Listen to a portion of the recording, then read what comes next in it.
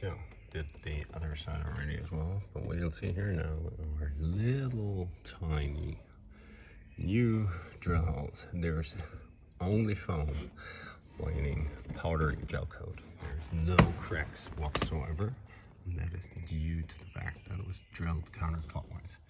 You'll notice here as well that the old drill holes have been actually drilled further up, a little bit like a funnel.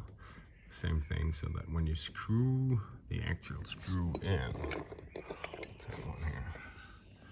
These are the original screws. You'll see that they do not touch the gel coat. They just go directly in the fiber. Because otherwise, by screwing them, tightening them, you may break the gel coat.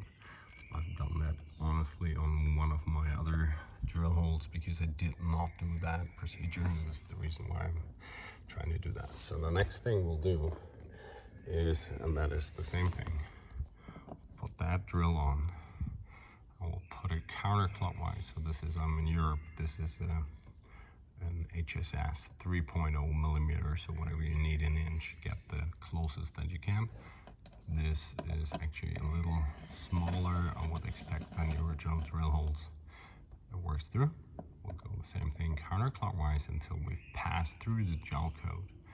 Then we're going to go clockwise and drill the actual hole.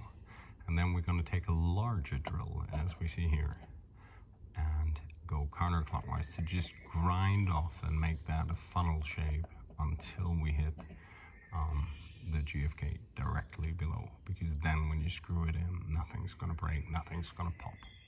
That's what it is. So I'll show you the holes once we're done. Can't do that taping, I'll try, but we'll see if it works out or not.